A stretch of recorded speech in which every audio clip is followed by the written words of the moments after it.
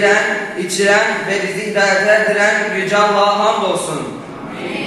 Bize önderlik yapan Fahri Kainat Efendimiz'e, onun ehl-i beytine ve seçkin ashabına salat ve selam olsun.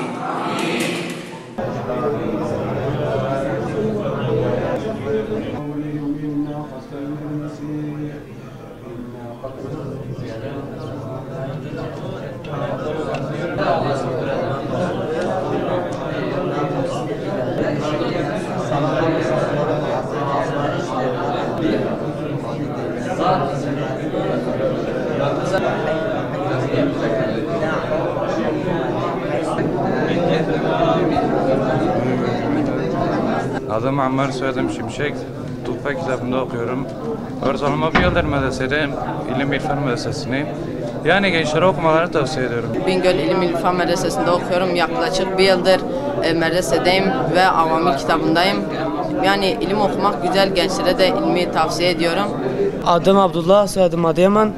8 aydır buradayım. İzzi kitabındayım. İlim okumak güzeldir.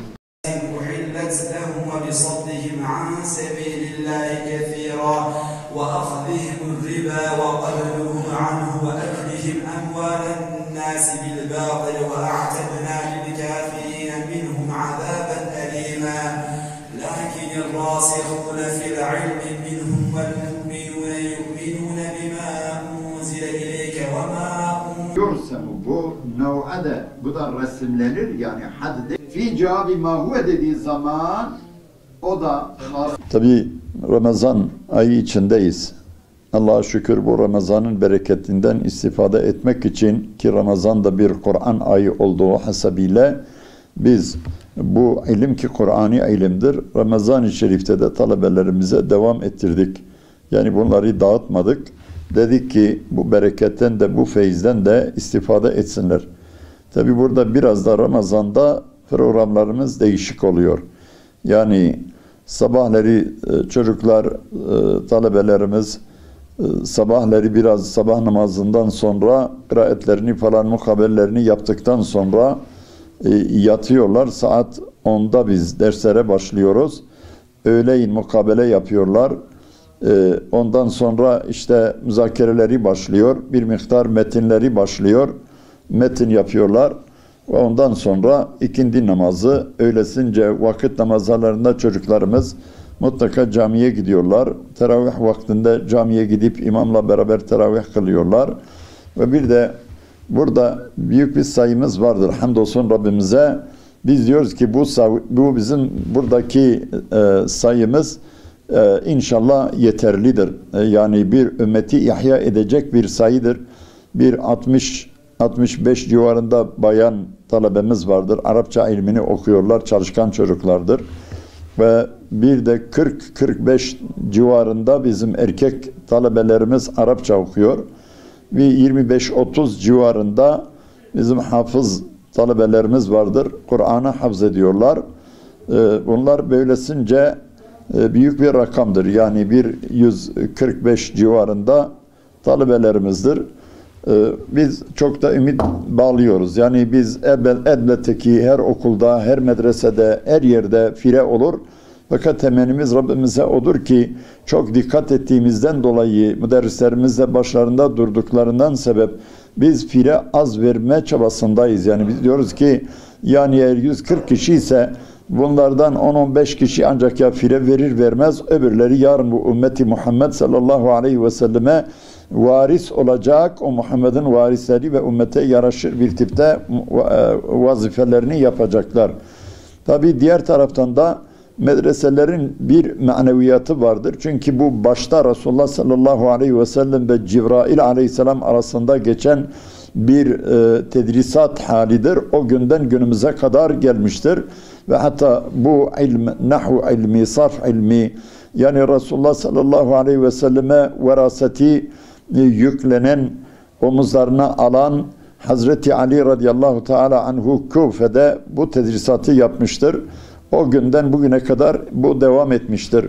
Tabi şöyle bir durum vardır ki medreselerimizde çocuklarımız öyle halim selim insanlardır ki hiçbir zaman bir talebe, medrese talebesi bir seydasını üzmemiş, seydasına karşı bir ağız sözü yani ağır kelimeyi, argo kelimeyi kullanmamış ve terbiyelerini muhafaza etmişlerdir. Bunlar şimdilik küçük çocuklardır tabi, daha yani 20, 18, 15 yaşında insanlardır. Biz diyoruz ki bu çocuklarımız şimdi okuduktan sonra yaşları biraz böyle 40-45'e gelince ümmet o zaman çok iyi anlayacak ki bunlar her birisi bir dünyaya bedeldir. Mesela yani Cumhuriyet'in ilk günlerinde bu bizim Bingöl'de hepsi 5 tane medrese çıkışlı büyük alimlerimiz vardı. Onlar o zaman bu Bingöl'ü muhafaza edebildiler. Yani ellerinde polis de yoktu, asker de yoktu, job da yoktu, kaba kuvvet de yoktu. Fakat onların ilim irfanları vardı ve Kur'an vardı. Resulullah sallallahu aleyhi ve sellem vardı onlarda. Bunlarla bu memleketi muhafaza ettiler, dini unutturmadılar ve o bir belki 100 yıla yakın veya 50, 70, 80 yıla yakın tedrisat ilmi yasak olmasına rağmen o günkü onların o varlıkları bunu idame ettiler. Biz diyoruz ki Allah'ın izniyle bugünkü talebelerimizin biraz da sayısı, rakamı fazla olduğundan dolayı bunlar 100 yılı değil, belki diyoruz ki sonradan bir 200-300 yılı da inşallah devam ettirecekler ve bir de bunun güzel bir maneviyatı vardır ki yani bugün tedrisat öyle bir şeydir ki Allah Resulü de dediği gibi 3 şey ölümden sonra devam edecek. Birisi yani ilim. Biz bu talebelere ders veriyoruz. Şahsen ben ders verdim. Benden sonra öbürü ona ders verdi, öbürü ona ders verdi veyahut biri infak etti, hakeza kıyamete kadar biz öldükten sonra her gece bizim kabrimize paketler gelecektir. Senin talebenin talebesi işte şu anda ders veriyor. Bu onun verisidir, sana gelmiştir. Hem ders vermek burada bir erdemliktir, fazilettir. Hem de bunları beslemek, yardım etmek, Allah razı olsun. Yani mal sahiplerimize, Müslümanlara, münfiklerimize, onlar da bunu bilsinler ki onlar en hayırlı yerde infak ediyorlar. Allah cümlemizden razı olsun, bereketli kılsın. İnşallah bu ilmi sonuna kadar devam ettirsin. Hiçbir zaman ümmeti ilimsiz, Kur'ansız bırakmasın. Nasıl ki Resulullah da diyor, gün gelir ki artık bitecektir, din kalkacaktır. Din eğer ilim yok olunca din kalkacaktır. Allah bizi o güne de kavuşturmasın.